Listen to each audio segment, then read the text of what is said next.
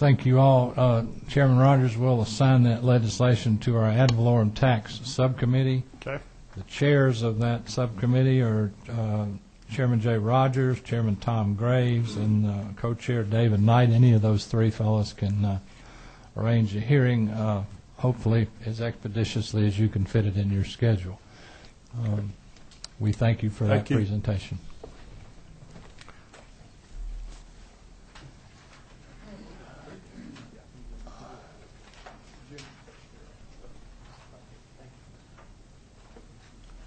Ladies and gentlemen, I intend to waive the committee rule for the rest of this meeting at least. It is not typical that we hear testimony from the general public at the first reading level. Those folks that have taken the trouble to travel all the way here to their capital, obviously I want to honor that effort. But in the future, we certainly will hear testimony at the subcommittee level for hours and hours and hours if necessary to get to the bottom of vetting legislative process. So for today only, we'll waive the rule if anybody else is here to talk to us about a bill that is not a sponsor of it. But just for the future, I want everybody to know that, and certainly we honor your efforts to be here. Chair recognizes Representative Gerald Green. And your House bill number is House Bill 75. You recognize for first reader. Thank you, Mr. Speaker. Mr. Chairman and members of the committee, House Bill 75 would revise the definition of bona fide conservation use property relative to ad valorem taxes. Specifically for family-owned farm entities, the bill would modify the degree of ownership provisions by natural or naturalized citizens related by blood or marriage. The bill would also eliminate certain limitations regarding family-limited partnerships, and a fiscal note is attached to the bill, Mr. Chairman. Thank you. Are there any questions for Representative Green? I don't see any. Thank you, sir. And yes. We'll assign that legislation to our ad valorem tax subcommittee, and those chairmen again for you to contact when you're ready for a hearing, or Chairman Jay Roberts, Tom Graves, or David Knight. Thank you, Mr. Chairman and members. Thank you. Chairman Willard, the distinguished chairman of our Judiciary Committee, back again on House Bill, this time 58. You recognize, sir. I had it done as 56, but maybe 58. Excuse me, 56. I misspoke. You're right. Briefly, background, Mr. Chairman and members of the committee, this was a bill we had last session. It came through Ways and Means, went to Rules, and there was a dispute between the Speaker and his friends at GMA and ACCG, and so it stopped there. But let me tell you what the purpose of the bill is. We have had in the past where there's been renegotiation every 10 years, a very, I guess, stressful time between the cities and counties trying to resolve what is a local option sales tax that many of the counties have adopted with the cities, and the dividing up of that money. And so I, with others, pledged years ago when we saw what was happening back in the early part of this decade, I want to try and find a way to solve that problem. I think we have found one. GMA is supportive of this. ACCG is supportive of this. And what it does is what I call baseball arbitration. And the meaning of that is, if you're familiar with baseball, if you have a ball player with a club who says, I'm worth X amount of dollars, the club says, no, we think you're worth Y dollars, they can go, if necessary, to arbitration. The thing they found out by doing this, it caused a lot more problems, and so really what it has done is bring the parties together, and they've resolved their disputes without having to arbitrate, because they realized it was not serving the appropriate purpose for fear of having to put this in the hands of a third party. We're doing this in this bill that in the sense that when they go through the renegotiations, if they can't by mediation resolve it, then each party will prepare what is their belief, their position and opinion, that this is the appropriate and best position for how these funds are to be divided between the county and the cities. One will be done by the county and one will be done by the cities. They will submit both of these plans to a Superior Court judge.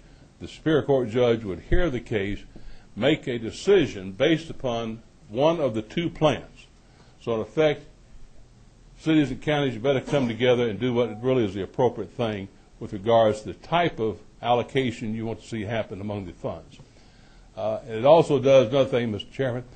The bill in the past has had provisions that were attempted to be used by some of the parties to bring an end as a way of a threat of the allocation or the continuation, rather, of the tax.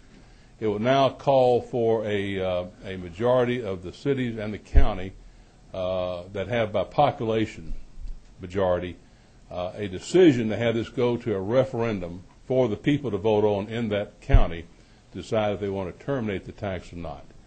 We had a case down in Clayton County where Morrow, being dissatisfied, as an example, they tried to use this last year, as I recall.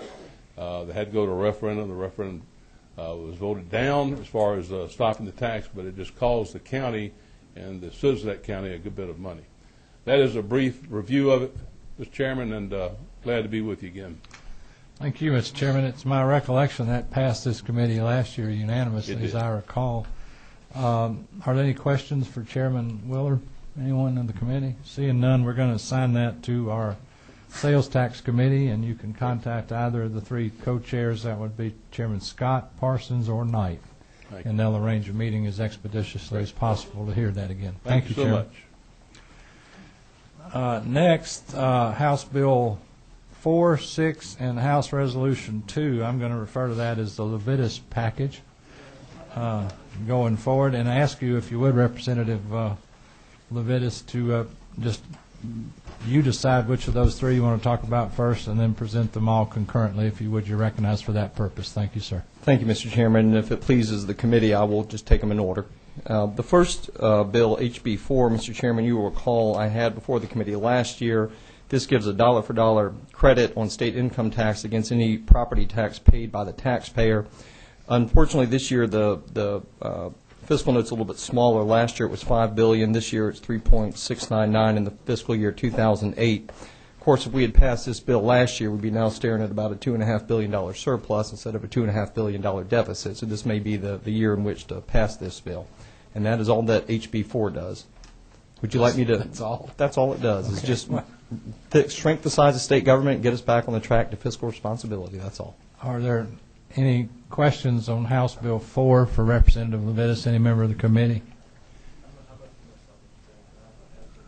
Chairman Martin?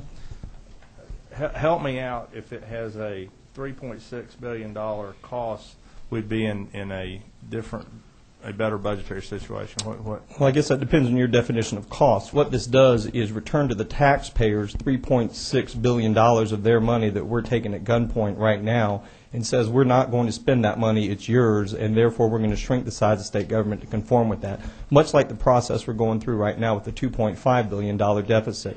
Again, it's to shrink the size of state government and rein in overspending that's been commonplace in this body for too long. Well, I understand the gentleman's been, believe me, I'm on appropriations. We're looking for $428 million for the HTRG, $100 at a time. I just want to get the gentleman's point here, how if not collecting $3.6 billion in this fiscal year would have gotten us $2.5 billion, I believe you said, ahead. Well, if you have $5 billion you take out of state government and you've overspent by 2.5, that leaves you with a remainder of 2.5. And we would have dealt with that up front instead of on the back end like we're doing now.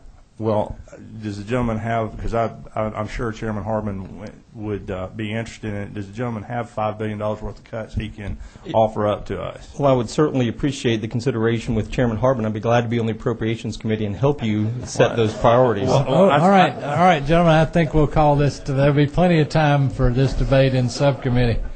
I'm sure of that. 24, who is that? Waived? Okay. Might have been similar questions. All right, we will assign House Bill 4 to our Income Tax Subcommittee, Representative Levitas, and that would be Chairman Don't tell Mills. me it's Chairman Martin. Mills, Peak, and Knight. It's your lucky day on that one, at least.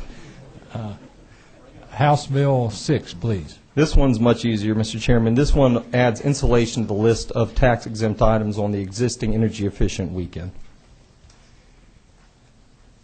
That's it. Any people like to explore more insulation on the committee? No, I don't see any questions. We'll assign that to our Sales Tax Subcommittee. That would be Chairman Scott, Parsons, or Knight. And if you would, please, sir, House Resolution 2. Mr. Chairman, I have literally saved the best for last. I'm bringing before the committee the Bringing Equity Statewide to Taxation Amendment, also known as the BEST plan. We had the great plan before, now we got the BEST plan. What this bill would do, Mr. Chairman, is lock in for valuation for tax purposes the residence or commercial property of a taxpayer at what they paid for that property. And it would not change barring certain triggering events until that property is sold, at which time the value would be what the buyer bought it for, what the seller sold it for. Since that is the only time that we know the true market value, it would, in fact, in the backdoor property tax increases that we all get through our assessment. It also simplifies the appeals process and eliminates what has become a cumbersome and unwinnable, complicated system for the taxpayer, and really reduces it to fair market value assessments through qualified assessors, and it makes it an option for each county to decide for themselves whether or not this plan is what they want. A lot like Muskogee County, as I understand it, where it's frozen at the original. It's sale. very similar. It's similar.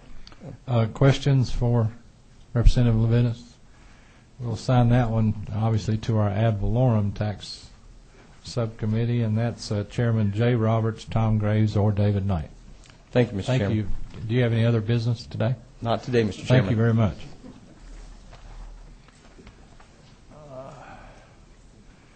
House Bill 17, Representative Bearden, and if you would continue thereafter with House Bill 18, if you're with us, please, sir. You're recognized for that purpose.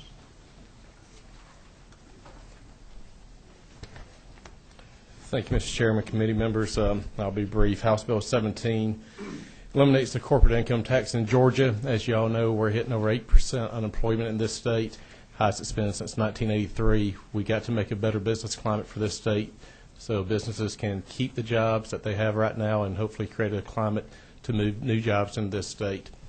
And it has a fiscal note of about $900 million on the first year, but the corporate income tax fluctuates over the years, so that's about a good estimate. Questions, Chairman Sims? Just one. Where do we shift this to? The shift comes, we're going to create new jobs and bring in people and put them back to work. And as they get money, they spend money in the local economy and the state economy, which makes them both stronger, which helps the federal economy. It's the businesses' money. We don't need to hamstring our businesses anymore. We need to make sure we give them the best tools they can to prosper. I understand. Chair recognizes Representative Flood. Thank you, Mr. Chairman. Representative Bearden, do you have a sense of how much new revenue this $900 million cut would generate? Well, in this bill and the next one I'll talk about, House Bill 18, you look at a map of the Southeast, see many warehouses outside the state, but it's close to the state. Hopefully they'll move into this state because they got better tax incentives outside the state of Georgia. So there's no way to estimate how many new jobs will be coming into this state, but there's no doubt we'll be the best state east of Texas for tax reasons for corporations and should bring new business in.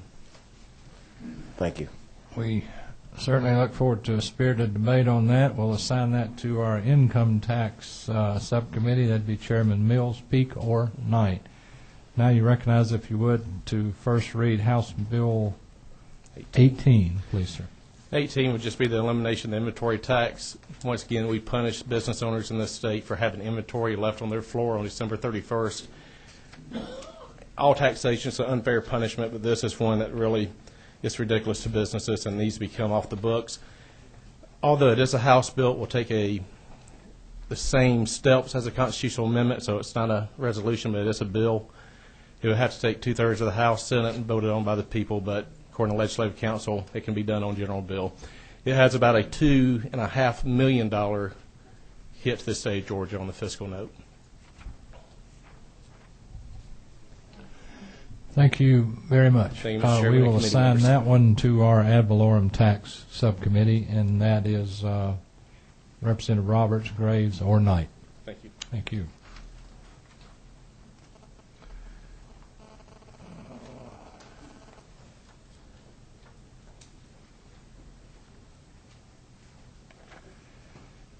The chair recognizes now Chairman Edward Lindsay for House Resolution 1, please, sir. Thank you, Mr. Chairman. Appreciate the opportunity to come before you about this bill. In reviewing this bill, you may try to remember the movie that many of us enjoy, Groundhog Day. because this is not the first time this proposal has come before this Ways and Means Committee. I point out to you that we were able to pass this out of the Ways and Means Committee unanimously by the 2006. We also passed it out again underneath the heading of H.R. 3 last year, and we're back again, Mr. Chairman, asking that this committee continue with its excellent record on this proposal, and perhaps now we can get it to the floor of the House. What it basically does, Mr. Chairman, is cap property tax reassessments at no more than 3% of the rate of inflation per year, whichever is less. The purpose of the bill is to return the focus when it comes to property taxes on the individual property owner's investment in the property rather than on unrealized gain, as the focus now presently resides. In addition, it also ends backdoor tax increases that have been forced upon property owners by local governments, and requires that if there is indeed to be additional revenue generated at the local level, that it be done through the front door through changes in the millage rate rather than the back door as presently takes place. Chairman Martin, you wave? Yeah. Oh, okay. Any other questions for Chairman Lindsay about House Resolution 1? And to just sort of educate the committee, we have gone through a great amount of discussions with various stakeholders in this, from local governments to commercial property owners to residential property owners over the last 2 months. And we will be presenting at the subcommittee a proposed committee substitute, which is LC 187915S, which I believe is in your package for you to consider. I'm sure we're going to hear a lot more discussion in that subcommittee as well. We're going to assign that to our ad valorem committee, which is Chairman Jay Roberts is going to be handling that probably. Thank you, Mr. Chairman. Okay. Chairman Austin Scott is recognized to present to the committee for first reader. Where is it? Is it House Bill 95? Chairman Scott? Sure. You're on. Thank you, Mr. Chairman. Ladies and gentlemen of the committee, in Florida and in many other states across this country, prior to actually receiving the property tax bill, taxpayers will receive a notice which informs them of what their prior year's tax bill was and what the current proposed bill is. This is simply a notification to the taxpayer of proposed changes, both in their assessment value and in what their net bill would be effective of the date that the property tax bills go out. Any questions for Chairman Scott? We have a sample of what Florida does coming around for people. Okay.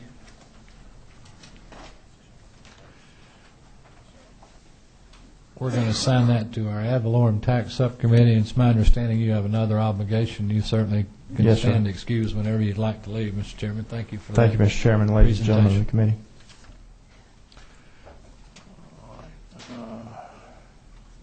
Representative Maddox, are you with us? Representative Gene Maddox, are you in the room?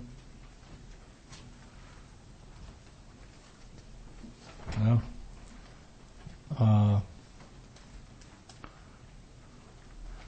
Representative Cole, I want House Bill. Tell us about House Bill 121. The Governor's Floor Leader, Representative Jim Cole.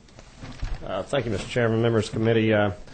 House Bill 121 ratifies the governor's suspension of the otherwise required July 2008 increase in the prepaid state motor fuel tax. Effective, this executive order was to freeze the state prepaid motor fuel tax rate at the January 1st, 2008 rate, saving the taxpayers an estimated $60 million. The result of this legislation is to ratify the suspension of the otherwise required increase, thereby confirming the $60 million in taxpayer relief during the period of peak motor fuel prices. That was a good recitation read to us. How do you feel about it in your heart, though? I mean, I feel very strongly about this legislation? I feel very good about it. I'm glad he did it. Okay. House Bill 121. Any questions from any member of the committee? This is your chance to question the governor's floor leader now. If anybody, we go. Chairman Sims. This one, does this require a fiscal note? This to the chair? It does. I don't see it. Oh, it's requested, okay. The fiscal note is requested. We Yes. expect to have it any day, and obviously that is a requirement. Any other questions? Thank you for pointing that out. Mr. Floor Leader, we're going to assign that to our Public Finance and Policy Subcommittee.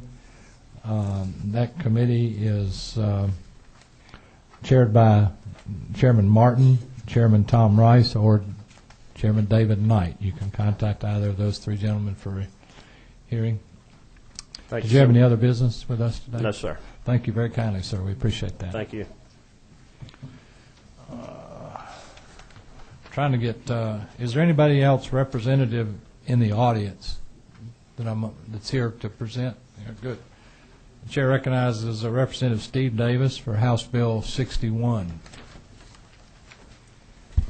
Thank you, Mr. Chairman and members of the committee.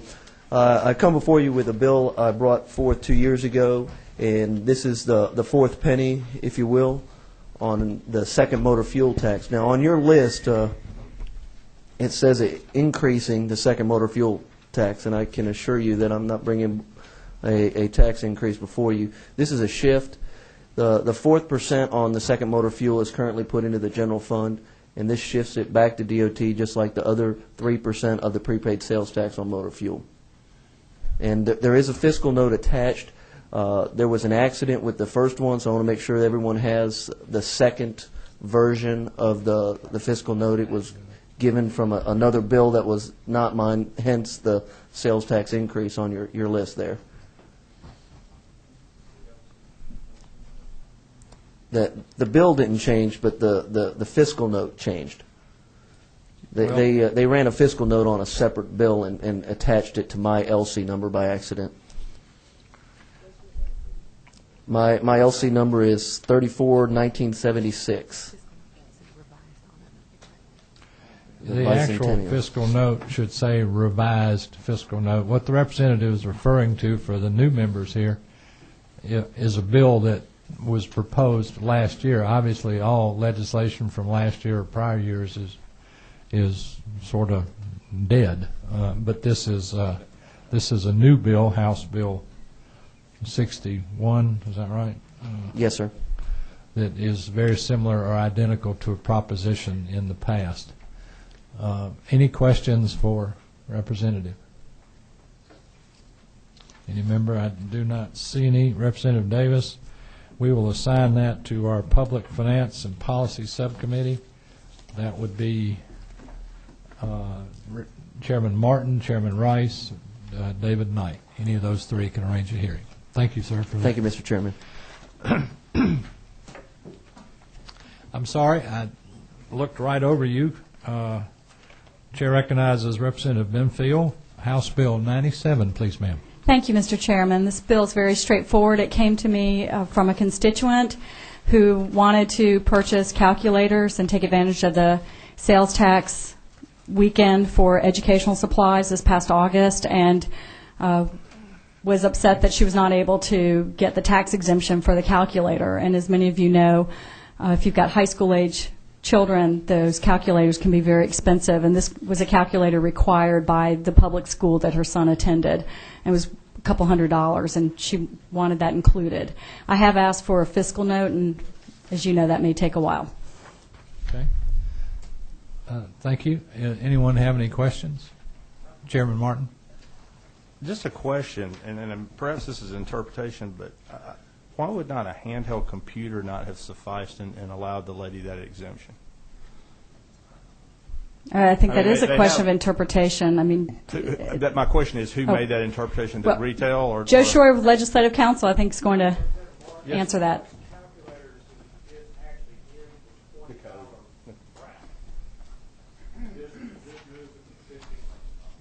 Oh, okay. I see. It was in a smaller. This is to enable the parents to buy the more expensive calculators that they're required to purchase by a lot of the public schools. Further questions? I see none. We will assign that to our sales tax subcommittee, and Chairman Martin, Parsons, or Knight will be who you would contact for a hearing on that matter. Thank you, Representative. Thank you.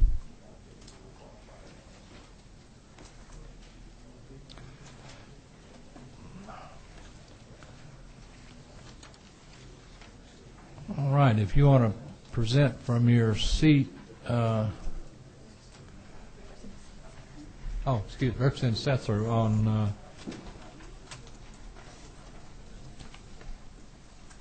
where is it? Okay.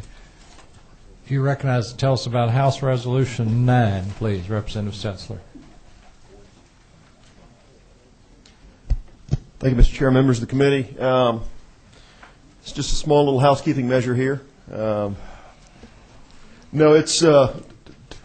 Chairman. House Resolution 9 is a bill that addresses an issue of property taxes statewide, and really is founded on a principle-based question, which asks how much should a taxpayer have to forward fund government in a lump sum payment to permanently pay their property taxes, such that after the lump sum payment was made to a local government, their taxes would be paid for perpetuity. I have a number of families that come to me, whether they own small rural properties, farms, homes in Cobb County, that ask the question, we've paid our home off, but the only payment we really have on our home is the property taxes we've got to pay every year. We're on a fixed income, and we'd like to either sell some property or get some resources together and make a lump sum cash payment. But how much would need to be forward funded to pay off local government in a way that allows the time value of money, of a lump sum payment, and the fact that cash in the hands of local governments can grow tax-free, much like the cash in our teacher retirement systems, such that taxes could be paid for perpetuity. And an attachment can be made to a deed that says this property, this 100-acre farm in rural Georgia, has been paid off for perpetuity by a lump sum cash payment from the family, such that 500 years from now, that family or someone they sold it to could still be on that undeveloped land and have their tax paid. I will simply close, Mr. Chairman, by outlining some numbers. We've got a number of local governments that manage their own retirement systems. Of course, we've got the teacher retirement system in the state. We've got the state employees retirement system. And when you look at the actuarial numbers of the local retirement systems who manage cash infusions, invest it, and then take investment income off of those cash infusions and pay off benefits, the actuarial estimates and the actuarial basis for those retirement systems is an 8% annualized rate of return. That's across 455 local retirement systems. When you look at the teachers' retirement system of Georgia, their 20-year return from 1988 to 2008 was 9.51%. The employers' retirement system got an 8.87% annualized 20-year rate of return. And I would submit to you, and what H.R. 9 simply submits, is that for a 20-year cash payment, which is about 30% of the overall value of the property, the net present cash value that can grow tax-free could exhaust the taxable payment or the tax burden that taxpayer would have by forward funding local government, keeping local government whole, but freeing that taxpayer the ability to have to pay each year a portion of their income to cover taxes. Mr. Chairman, I've presented H.R. 9 only. There is no accompanying enabling legislation. My hope is that in committee, many of the issues and many of the details and controls we need to wrap around H.R. 9 would come out in a way that I could then file subsequent follow-on legislation in a way that protects taxpayers. I feel confident there'll be a lot that will come out in the subcommittee. Chairman Stevens. Thank you, Mr. Chairman. Just curious how, and I love the idea. It's the idea of paying off your taxes and not have to worry about it again for forever is a great idea. How would we handle if a future body decided to exempt some of these people? The goal is that we pass this in the Constitution. And if it's detailed enough in the Constitution but general enough to apply broadly, it conceivably have to go to a vote of the people of Georgia to reverse it. Granted, there could be some things within enabling legislation that could potentially cause a challenge, but my intent is in filing a constitutional amendment, this would be a statement by the people of Georgia that there ought to be some amount of money that you can pay for it on your property so you can be tax-free forever. And I would submit to you, if the people of Georgia spoke on a constitutional amendment, that would be a strong statement that could withstand future court challenges if things within the statute were to change that were to erode that right. But I can't speak to the issue of could some future General Assembly erode that in some way through some statute. Those are some of the things I'd like to flesh out in this, frankly. Representative Glanton.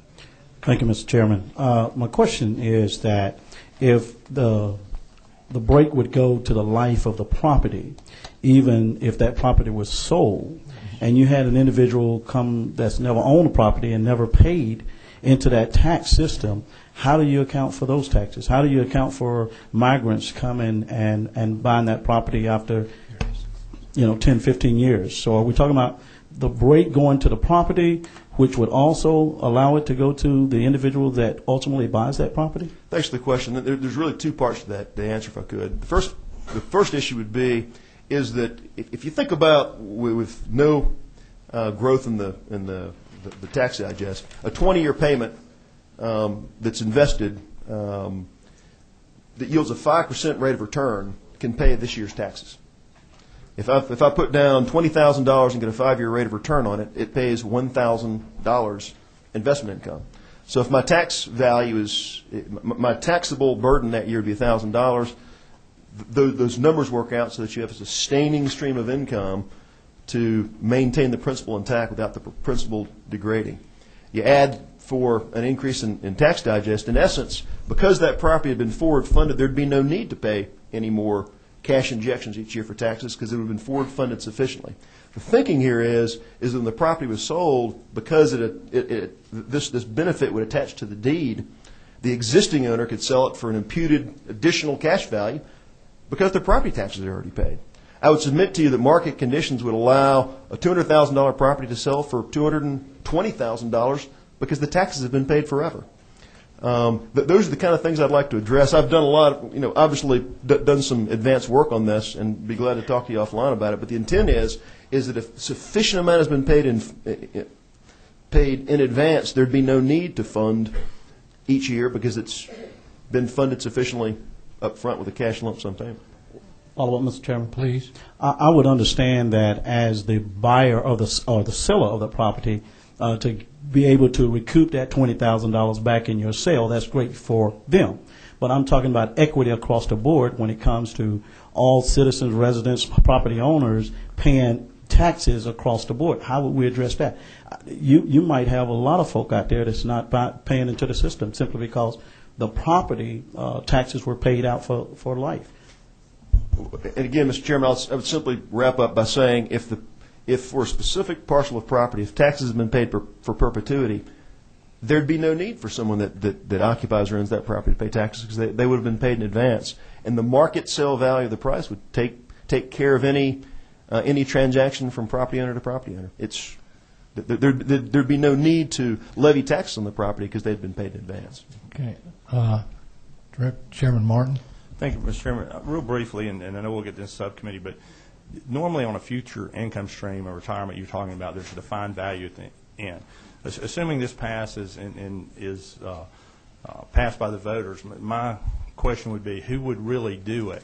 Because you would be, under your example, you would be doing, say 20 years is the number, and you would be doing, there's no defined benefit at the end. You would basically be prepaying, future funding, a service that you're not sure that the city or county is even going to survive past 20 years or 30 years. So just as we think about it, as we debate this resolution, assume it passes, who would want to take advantage of it because they're paying a defined amount of money, a defined income stream for an undefined service level in the future? I could give a very quick answer to that, Mr. Chairman. If you've got a 100-acre farm in rural Georgia and the land value is valued at $4,000 per acre, and a corner of your property is on a road intersection where there's a premium, say the 10 acres around the road intersections are valued at $12,000. Selling those 10 acres off at $12,000 per acre would generate a cash value sufficient to pay off the taxes on the other 90 acres of your farm for perpetuity. That's not my question. The question is, why would you want to do that? Because you're not sure your city or your county is going to exist in 30 years, much less what level of service they may be rendering to you. Why would I want to do that? We won't get into it today, but just my question is, normally you pay a defined amount of money for a defined return, a defined service level. There is no place in this resolution, constitutional amendment or otherwise, that defines what service level you would get down the road. So my question is, what reasonable person would enter into a contract and pay 20 years up front for an in perpetuity return on services when those services may not in fact exist in the future? It's just a query. Good. You can respond to that at subcommittee, I hope. Be happy to, Mr. Chairman. Representative Austin. Thank you, Mr. Chair. Representative Settler, just a couple of thoughts. Let's think about the conversion of private to commercial property. And what your potentially bill, and again, we can talk about this in subcommittee, but what your bill would potentially do to future income tax or tax generation streams to local governments. Let's use, for example, Mall of Georgia. If someone who owned that pasture or series of pastures where Mall of Georgia now sits and had participated in this particular plan of yours, then there's no way that the local governments, Beaufort or Gwinnett County, would be able to reap the benefits that Mall of Georgia taxes actually generates, which offsets private property taxes. Actually, that's not the case. If you look, it speaks to existing improvements, that if additional improvements are brought to the property, for example, a mall's built there or an apartment complex is built on what used to be farm property, only the existing farmhouse and barn would be exempt. Very good. Any additional improvements would be taxable. Thank you. I see no further questions. We're going to assign that one, Representative Setzler, to our Tax Reform Subcommittee, and that's chaired by Chairman Stevens, co-chairman Jeff May, or co-chair David Knight. You can get in touch with any of those three people for hearing. Thank you, Mr. Chairman. Thank you very much. I'm sorry, Representative Gordon, I did not see you way to my left over there. You recognized, please, sir, to present a summary of House Bill 112. Thank you, Mr. Chairman, members of the committee. And this won't take long. I almost consider it a simple housekeeping type bill. It's got bipartisan support. What it does is it informs and notifies new homeowners that they do have the right to a homestead exemption, and by way of asking the local tax assessors to send out some kind of notification upon a new home being sold. It's been brought to my attention by a number of constituents over the summer that had purchased homes and did not know that they could save money with a homestead exemption. And so what this does is just give them a notification upon purchasing a home that they do have the right to file for a homestead exemption. Sounds pretty straightforward to me. Any questions by members of the committee? Thank you for that presentation. Thank you, Mr. Chairman. Gordon. We're going to assign that to our ad valorem tax subcommittee. The chairs of that committee that you can contact for a hearing on that are Chairman Jay Roberts, Chairman Tom Graves, or Chairman David Knight. Thank you, Mr. Chairman. Thank you, sir. Is there any other representatives in the audience that are here to address the committee today that I've overlooked? I will be the first to admit I don't see well. Okay, so we'll now start with, is there any member of the committee that has urgent business elsewhere that needs to present that is on the agenda to present? Okay, that's good to know. And you're certainly welcome to present from your seats. Caucus Chairman Jay Roberts, how about telling us about House Bill 46, please, sir? Thank you, Mr. Chairman. What House Bill 46 is last year, we asked the governor if he would to suspend the state's portion of the sales tax on dyed fuel. We passed a resolution. In fact, it passed by an overwhelming majority, and what this does is just seek to ratify the governor's executive order. I see a fiscal note attached to that. Any questions for Representative Roberts? We will assign that to our sales tax subcommittee. That'd be Chairman Scott, Parsons, or Knight. Let's see, did you have any other business? No, sir. Okay. Chairman of Economic Development, the distinguished gentleman from Chatham County, Chairman Stevens. Tell us about House Bill 116, please, sir. Thank you, Mr. Chairman, ladies and gentlemen of the committee. This is an extension of a sunset provision that is just now going out this year, which is an exemption of sales tax for the use of engines and parts and equipment for maintenance and repair of aircraft. And specifically, this is one that we talked about whenever Gulfstream was expanding with its additional 2,000 good-paying jobs, I might add. And, of course, other areas of the state. It's a leveling the playing field for our other states that do not charge sales tax on these parts and equipment for aircraft. It keeps the jobs here in Georgia. Any questions for Chairman Stevens? Members of the committee, I don't see any. We're going to be assigning that to our sales tax subcommittee, Chairman. Did you have any other business to present today? No, sir. Okay. Way down at the right there, Chairman Rice, tell us about House Resolution 30, if you would, please, sir. Well, Mr. Chairman, thank you for the opportunity. It's interesting that it comes right on the heels of Representative Stevens' presentation because it addresses the same area. And basically all this is a transparency and good government resolution that I'd ask the committee to consider. I've sat here for several years wondering about those bills that have been enacted that are sales and use tax exemptions and whether or not the effectiveness of the original intent of the exemption has been met.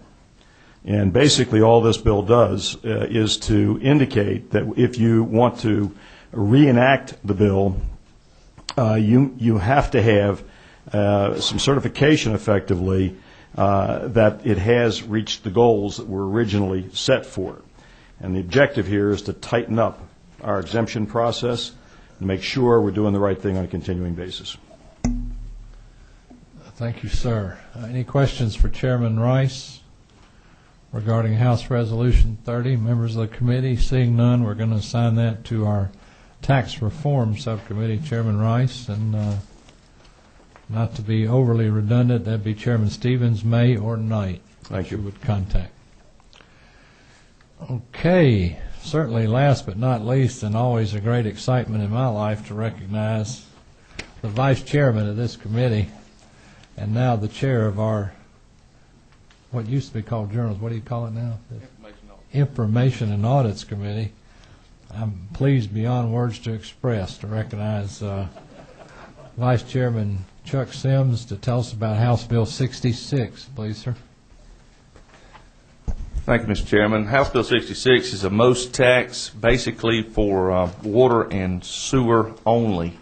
Basically, this tax will provide a 1 cent sales tax to be voted on in referendum by the members of the community in which would like to raise the money for water or sewer only.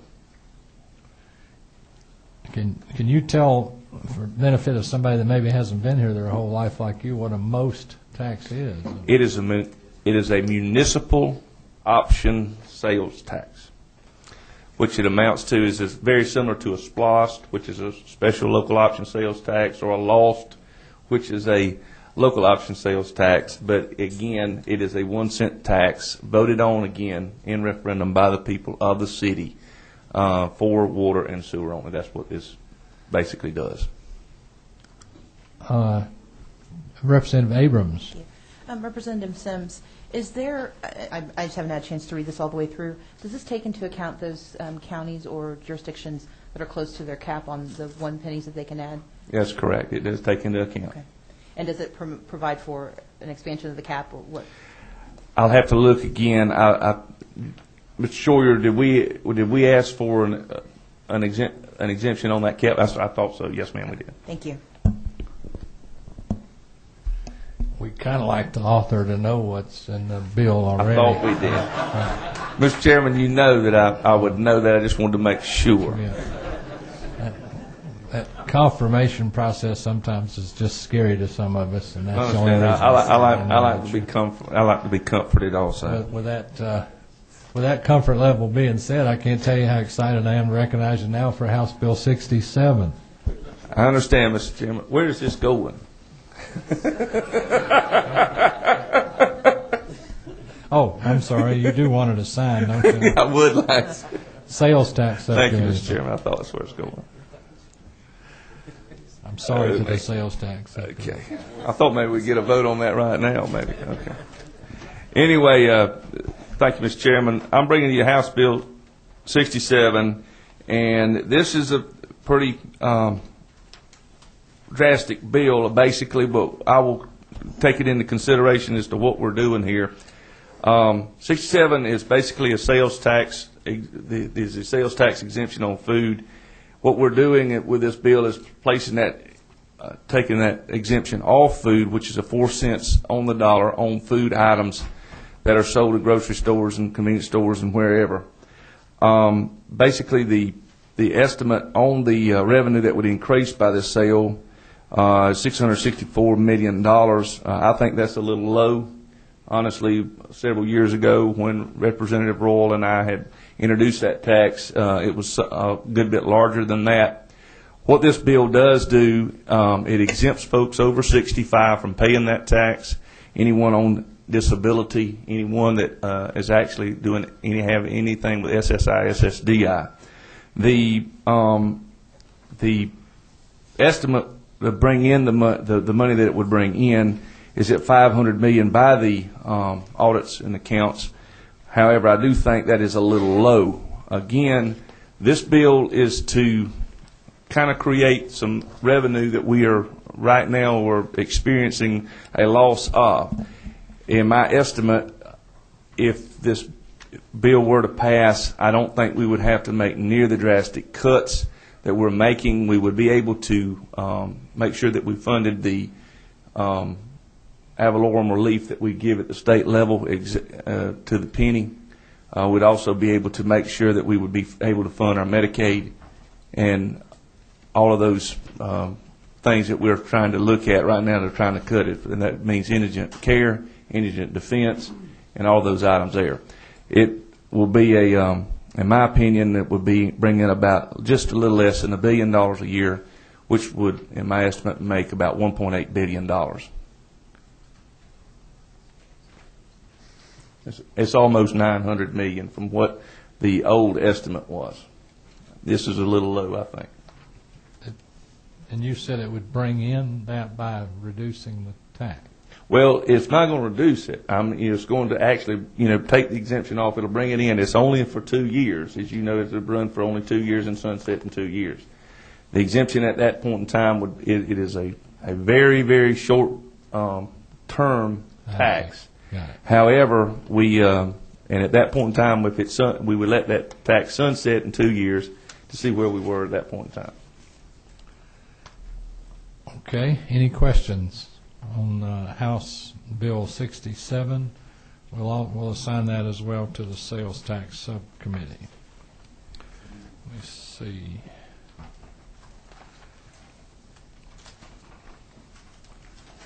Okay. We have, for consideration of the committee, House Bill 58, which is by Representative Maddox, who generally will not give up an opportunity to be heard,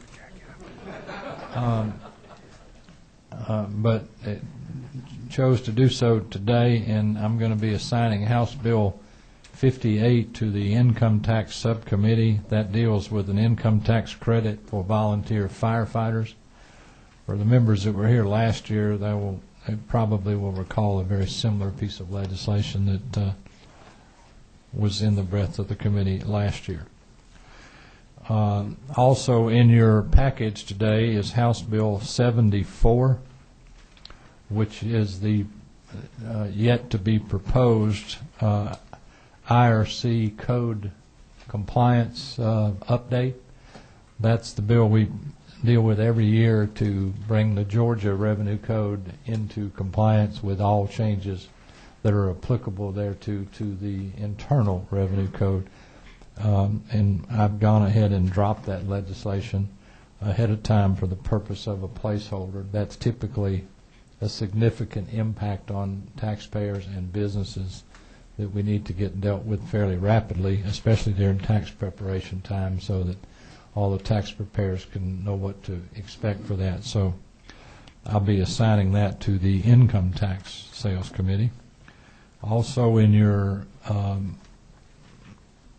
papers in front of you is House Bill 100, That's sponsored by Chairman Earhart. It has to do with some, as he calls them, refinement changes to his legislation last year dealing with the income tax credit for student scholarship organizations. If you'll recall, that was about a $50 million impact last year. It was passed by this General Assembly, and there's a need for some cleanup legislation in regard thereto. I would suggest to members of the committee that you read that legislation and get a good understanding of it before it comes up for debate. It's fairly complicated stuff, and you probably will need to prepare for that to be able to adequately debate it, especially now that it's in existence.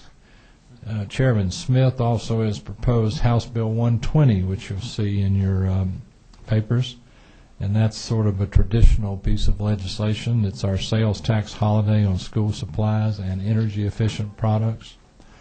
And we've already heard this morning from some other bills that would either add or subtract therefrom or thereto. So that's another item of legislation I ask you to pay particular attention to. Hopefully we are generating, as Representative Chairman Rice has said, some methodology for evaluation of these various exemptions and sales tax holidays and so forth to see to it that we're getting the bang for our buck before we repass or renew those. I expect to hear some good news in that regard from Chairman Smith.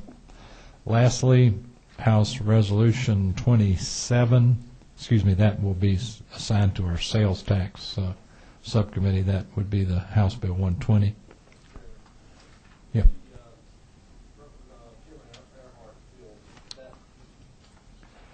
Yeah, I'm sorry, I did not. Thanks for pointing that out. That'll be the Income Tax Subcommittee.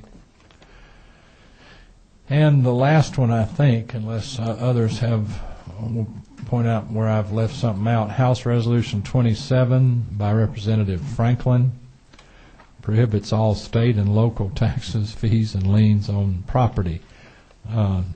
That's probably ambitious. But nevertheless, it's been dropped, and we will attend to it, and it will be attended to in our tax reform subcommittee. And hopefully you have a copy of that in your things. Oh, I'm sorry. Last, and in my case least, House Bill 59. And this is a codification, essentially, of the governor's executive order dealing with prescription pharmaceuticals and pharmaceuticals that are used in various tests and to determine the, I guess, healthy nature of them or whatever. I'm trying to think of the word.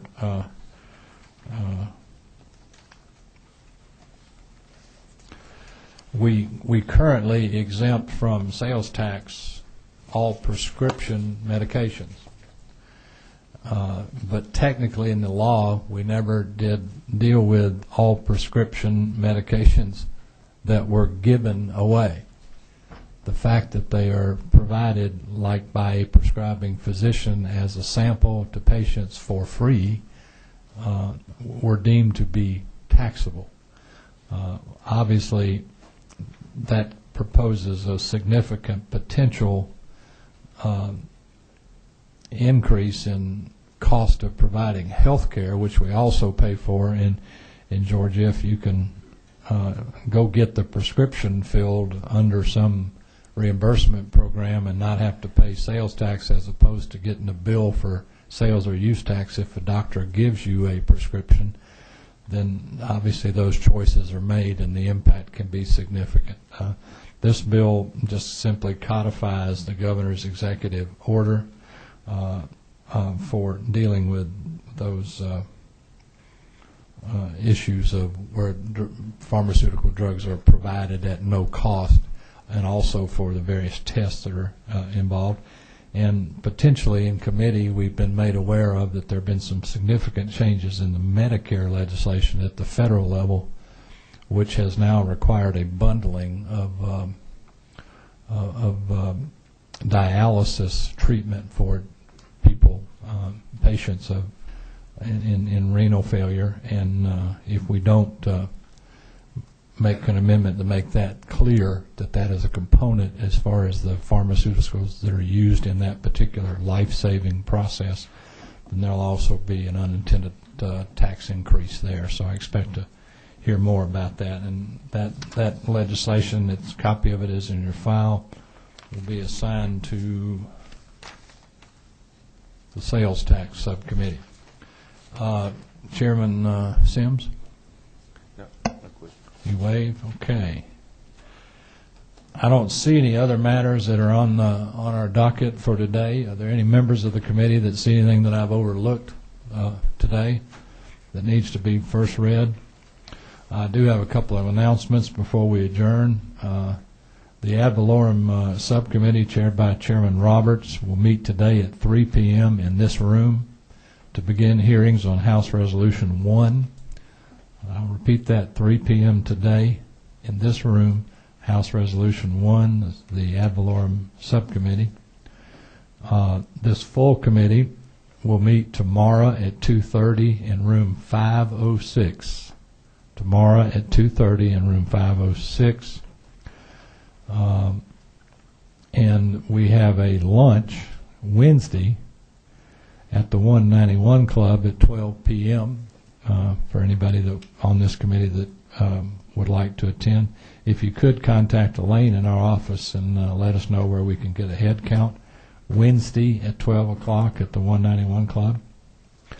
And lastly, I'll ask each of the subcommittee chairs at 2:30 today, which is not far from now, if you would come over to room 133 for a short meeting with Jan Jones, our new whip, about some of the new processes as far as compiling legislation. All the new subcommittee co-chairs are asked to meet in 133 at 2:30, and then the ad valorem subcommittee, for all those interested on House Resolution 1, will meet back here. Does any member of the committee have any further business to bring before the committee today? Seeing none, well, I'm sorry.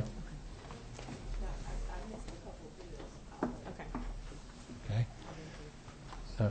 Don't see any, so thank you very much for your attention, your efforts, and we stand adjourned.